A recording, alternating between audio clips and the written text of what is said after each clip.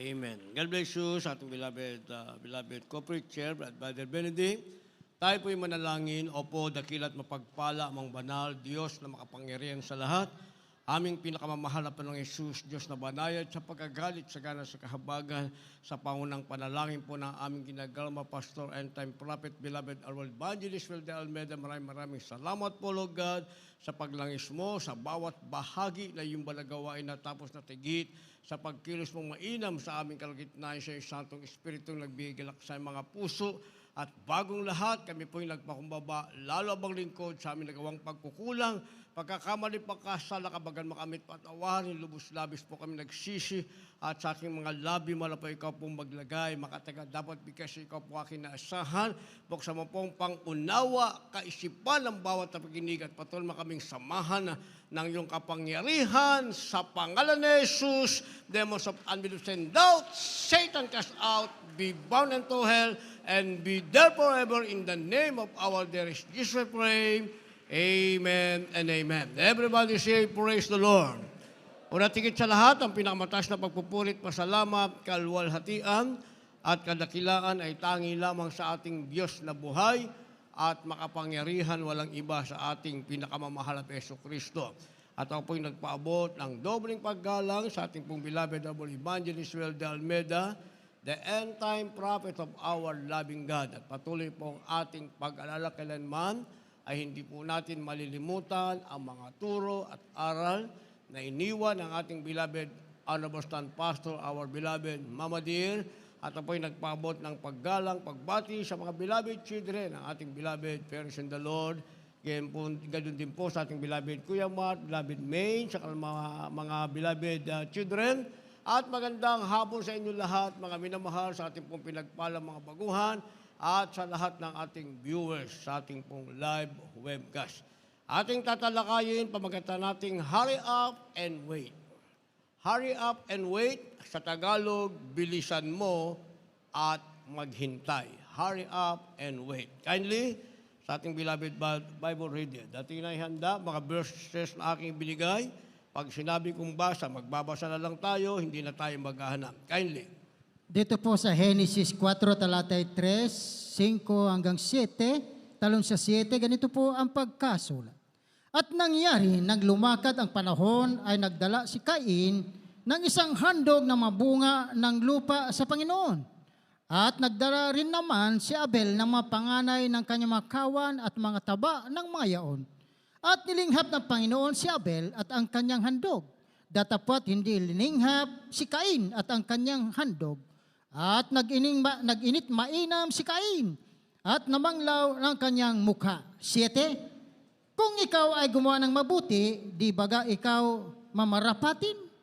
At kung hindi ka gumawa ng mabuti, ay naandusay ang kasalanan sa pintuan at sa iyo'y papahinuhod ang kanyang nasa at ikaw ang panginginoonin niya. Dito po sa Pilipos 2 talatay 12, ganito rin pang pagkasulat. Kaya nga mga minamahal ko, kung paano ang inyong laging pagsunod na hindi lamang sa harap ko, kundi bagkos ngayon ako'y wala, ay lubusin ninyo ang gawain na yung sariling pagkaligtas na may takot at panginginig. Amen. 13 and 14, kindly, beloved Brother Nats, continue. 13-14, sapagkat Diyos ang gumawa sa inyong maging sa pagnanasa at sa paggawa. Ayon sa kanyang mabuting kaloob, 14, gawin ninyo ang lahat ng bagay na walang mga pagbulong-bulungan at pagtatalo. Amen. Palakpakan natin ang sabay-sabay na palakpak ang ating mahal na Panginoon. Lahat magsabi ng praise the Lord. Ang ating mabait na Diyos sa langit, ang ating pinakamamahal na Panginoong Yesus, ang magpala ng kanyang banal na salita. Hurry up and wait, ibig sabihin, bilisan mo at maghintay. Sa ating nabasang talata, mga minamahal, ito po ay sa panahon ni Cain at Abel, sila po ay dalawang magkapatid. Sila'y parehong nagmadali at parehong naghintay. Paano sila parehong nagmadali, mga minamahal? Pareho silang nagmadaling maghandog sa harap ng ating mahal na Panginoon. Sabi ng ating nabasa, si Abel, mga minamahal, ay bilang magsasaka, naghandog ng maayos na ani mula sa kanyang mga gulay na inani nagmamadali siyang naghandog, mga minamahal, at naghintay ano ang magiging response ng mahal na Panginoon doon sa kanyang paghahandog. Ito namang si Cain, mga minamahal, bilang mga ngaso naman, ay naghandog din naman ng kanyang mga alagang hayop sa Panginoon. Nagmamadaling naghandog at naghintay ano ang response ng mahal na Panginoon sa kanilang paghahandog. Sabi ng ating nabasa, mga minamahal, tinanggap ng Diyos ang hain ni Abel. At hindi tinanggap ng Diyos, mga minamahal, ang hain ni Cain. Bakit, mga minamahal? Sapagkat si Abel ay naghandog ng marapat sa harap ng Diyos. Nagmamadali siya, mga minamahal. Hinihintay niya, mga minamahal, ano ang magiging tugon ng Diyos sa kanyang handog. Nang siya'y maghandog, naghandog siya ng nararapat. Ang ibig sabihin, isang maayos na paghahandog, isang maayos na paglilingkod. Hindi niya pinabayaan ang kanyang paghahandog ay mayroong kapintasan sa harap ng Diyos. Pinili niya ang pinakamaayos na gulay.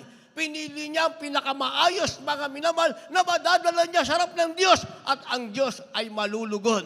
Kaya naman, sa kanyang paghihintay, nalugod ang ating pinakamamahal na Panginoong Jesucristo. At si Cain, mga minamahal, ginaya niyo kanyang kapatid, nagmamadali rin siya. Siya'y naghandog, mga minamahal, pero ang gusto niya lang ay ipakitang siya'y naghahandog. Pero yung kanyang paghahandog ay hindi naman niya inisip sa kanyang pagmamadali kung ito ba'y nakalulugod sa ating pinakamamahal na Jesucristo. Ang mahalaga sa kanya, basta siya naghandog, mga minamahal, at sa kanyang paghihintay, sa kanyang pagmamadali, siya'y naghihintay. Panginoon, nakapaghandog na ako. Hinihintay niya na magugustuhan ng Diyos yung kanyang paghandog. Pero sabi ng ating nabasa, hindi nilingap ng Panginoon ang handog ni Cain. Bakit? Dahil pinili niya, mga minamahal, yung hindi nakakaaya-aya sa harap ng Diyos, kung ano yung payat na tupa, kung ano yung payat na kambing, mga minamahal, maaring may galis pa, yun ang hinandog niya sa ating mahal na Panginoon. Dahil ang nasa isip lang niya, magmadali at maghandog, pero hindi niya iniisip kung ang paghahandugan niya ay malulugod ba sa kanyang isasagawa. May kaugnayan ba sa buhay nating Kristiyano? Malaki ang kaugnayan, mga minamahal. Unahin natin sa ating pagdalo. Yung iba, mga minamahal, nagmamadali pa sa pagdalo. Tama naman, mga minamahal. Ang lahat ay nagmamadali. Baka kasi mapunta ako doon sa dulo na medyo mainit doon. Magmamadali akong dumalo. Yung pagkabuga ng ating aircon, mabubugahan ka ng hangin, medyo maganda ang pakiramdam, mga minamahal. Hindi ba? O nabugahan nga ng hangin, inaantok naman. Tsaka labas ng labas, mga minamahal. Ito namang isang nagmamadali sa kanyang pagmamadali. Napunta siya nung sa sulok, nagpapaypay kahit na 16 na yung aircon natin. Pero hindi naman siya labas ng labas, mga minamahal. Hinihintay niya, mga minamahal, yung ibuhos ng Diyos ang kanyang matamis at banal na presensya. Kaya pagbuhos ng presensya ng ating mahal na Panginoon, bagamat mainit yung kanyang lugar, siya'y umiiyak sa kagalakan, revive siya, mga minamahal, sapagkat nilingap ng Diyos ang kanyang paghahandog. Kaya yung sinasabing, hurry up and wait, mga minamahal, dalawang tao ang nagsasagawa nito. Pero hindi sila parehong nililingap ng ating pinakamamahal na Panginoon. Kaya sabi ng verse 4 na ating nabasa, o verse 7, kung ikaw ay gumawa ng mabuti, di ba ikaw ay mamarapatin? At kung hindi ka gumawa ng mabuti, ay mahandusay ang kasalanan sa pintuan. At dalawang taong naghahandog, nagmamadali at naghihintay, mga minamahal. Pero sabi ng ating nabasa, isang mamarapatin at hindi mamarapatin. Ang mamarapatin ay gumawa ng mabuti, siya'y gagantipalaan, yung hindi naman minarapat ang sabi, ang hahandusay sa kanyang pintuan ay kasalanan. Kaya kung tayo maghahandog, mga minamahal, yung ating paghahandog sa harap ng Diyos, dapat hindi sinasabing eye service. Sabi ng ating nabasa, not with eye service, sabi ng ating nabasa, para i-please lang yung tao, mga minamahal. Sabi sa ating supporting verse, Philippians chapter 2, verse 12, kaya nga maminamahal ko, kung paano inyong laging pagsunod na hindi lamang sa harap ko, kundi bagkus pa ngayong ako'y wala, ay lubusin ninyo ang gawain na inyong sariling pagkaligtas na may takot at panginginig. Hindi pala sa harapan na nakikita ng tao, mga minamahal. Hindi yung basta makakapaghandog lamang tayo. Kagaya ng ating tungkulin, hindi basta natapos yung ating tungkulin, mga minamahal. Kagaya ng ating pananambahan, hindi basta natapos ang ating pananambahan. Kapag tayo narito, matatapos at matatapos ang ating pananambahan.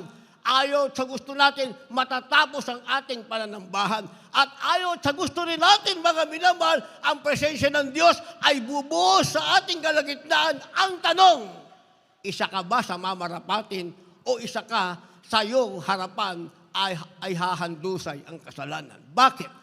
Sabi ng ating nabasa, naging kalugod-lugod ba ang iyong paglilingkod sa Diyos na kagaya ng haing ginawa ni Abel? O ang naging hain mo lang ay kagaya ng haing ginawa ni Cain, mga minamahal? Kaya sabi ng verse 13, sapagkat Diyos ang gumagawa sa inyo maging sa pagnanasa at sa paggawa ayon sa kanyang mabuting kalooban. Kaya pag nagnanasa ka pala, mga minamandang, gumawa ng tama sa harap ng Diyos, ang sabi, Diyos ang nag-uudyok sa iyo nito. Ang Espiritu ng Diyos ang nagsasabi sa iyong maghandog ka ng nararapat na paglilingkod sa harap ng ating pinakamamahal na Panginoon. Diyos pala ang nagsasabi sa iyong gawin mo ang kanyang kalooban dahil gusto ng Diyos pag nagawa mo, mamarapatin ka ng ating mahal na Panginoon. Yung ipinangako niyang pagpapala, nais ng Diyos, ikaw ang tumanggap niyan. Yun ang nais ng ating mahal na Panginoon. Kaya ang sabi ng verse 14, gawin niyo ang lahat ng mga bagay na walang bulong-bulungan at pagtatalo.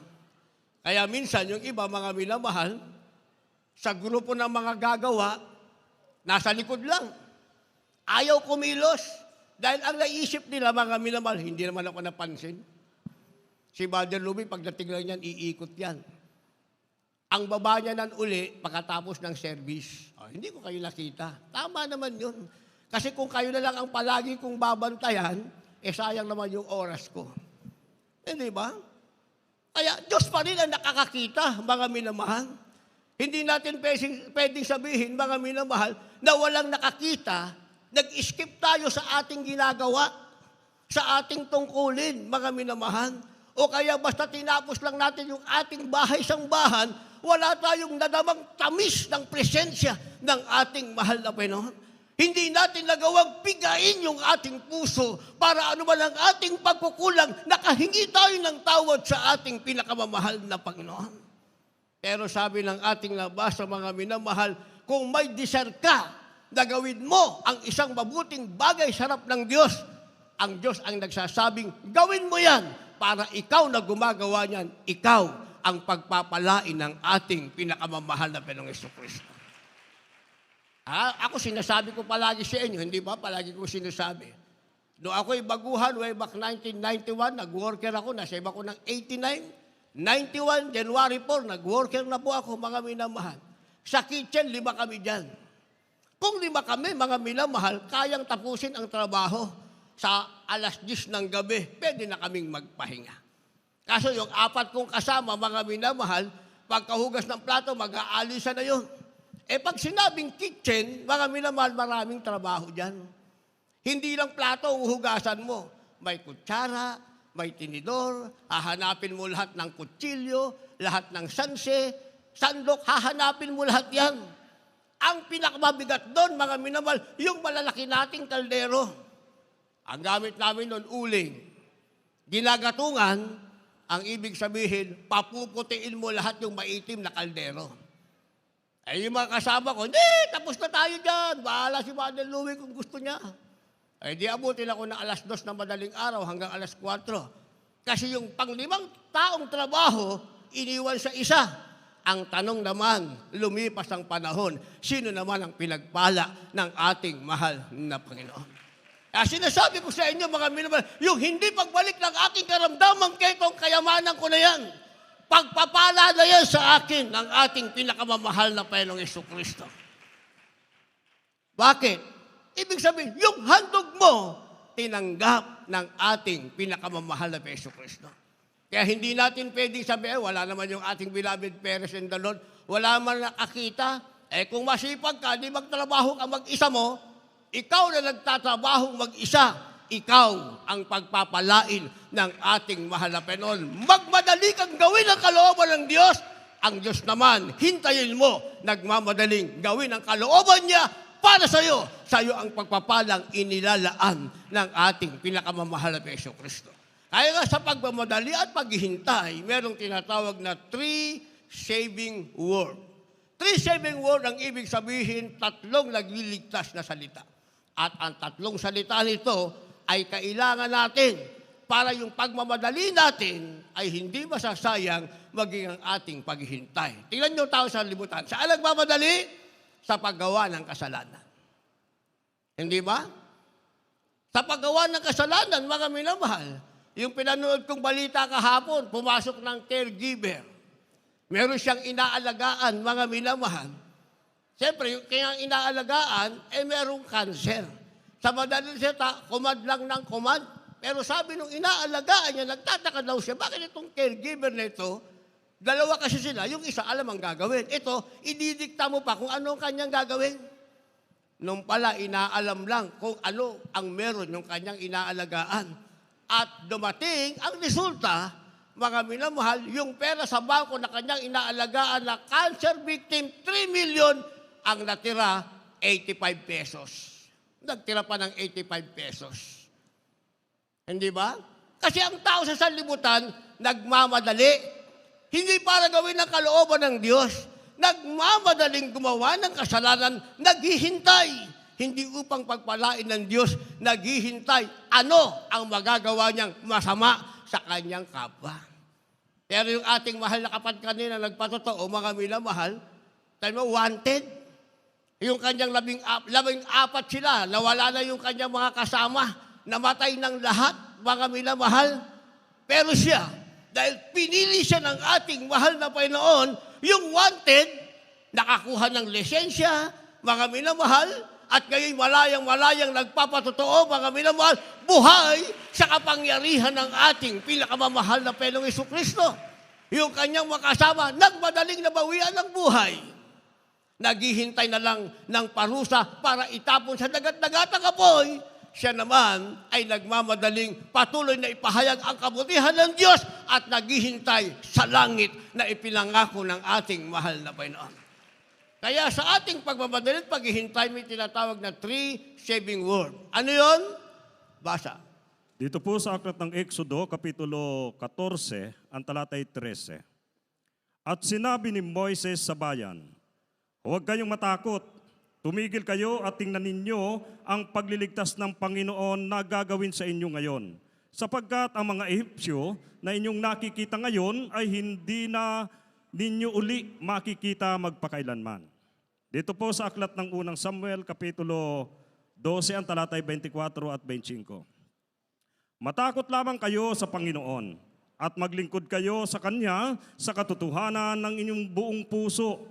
Dili-diliin nga ninyo kung gaanong dakilang mga bagay ang Kanyang ginawa sa inyo. Ngunit kung kayo'y mamamalaging gagawa ng kasamaan, kayo'y malilipol, kayo at gayon din ang inyong hari. Dito po sa aklat ng Roma, Kapitulo 6, ang talatay 19 at 22.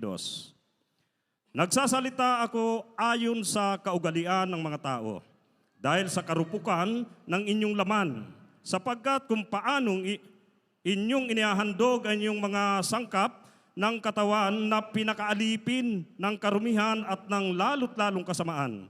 Gayon din, ihandog ninyo ngayon ang inyong mga sangkap na pinakaalipin ng katuwiran sa ikababanal. 22, datapat ngayong mga laya na kayo sa kasalanan at maging mga alipin ng Diyos. Kayo ay mayroong inyong bunga sa ikababanal at ang wakas ay ang buhay na walang hanggan. Palakpakan po natin ang malakas na palakpak ang ating mahal na Panginoon. Lahat magsabi ng praise the Lord. Ilagay yan sa monitor natin. Kanina ko pa sinabi. 3 saving word, ilagay yung ating stop, look, and listen. 3 saving word. Ang ibig sabihin niyan, tatlong nagliligtas na salita. Ano ang unang salitang pwedeng magpaligtas sa ating pagmamadali at sa ating paghihintay? Yung sinasabing stop. Titigil ka, hindi para tumigil sa paggawa sa mahal na Panginoon. Hindi kinakailangan palagi kang utusan ng utusan. Bisa kasi ang Kristiyano, mga minamahal, masipag pag nagsisimula lang. Lahat magsabi ng praise the Lord. Kaya nga ang langgam, inilagay na illustration sa banal na kasulatan dahil wala silang commander. Walang nagbibigay ng instruction sa langgam, mga minamahal. Willingly, ang langgam, mga minamahal, alam nila kung kailan ang tag-araw, kailan ang tag-ulan.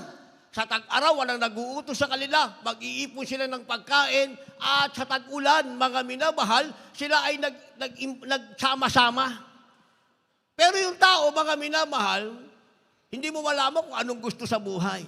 Hindi ba? Walang hanap buhay, bigyan mo ng hanap buhay. Masipag sa una. Sa susunod, kailangan utusan mo pa ng utusan. Inuutusan mo na ayaw pang gumawa. Pagkatapos, maghihintay ng pagpapala. Kaya kailangan natin yung 3-7 word. Ibig sabihin, tatlong nagliligtas na salita. Ang una, ang sinasabing stop. Sabi ng ating nabasa sa Exodo 14, talatay 13, sinabi ni Moises sa bayan, huwag kayong matakot, tumigil kayo.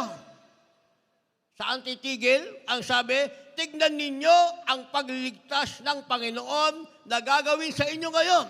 Sapagkat ang mga Ehipsyo na inyong nakikita ngayon, hindi nyo na uli makikita magpakailan paman.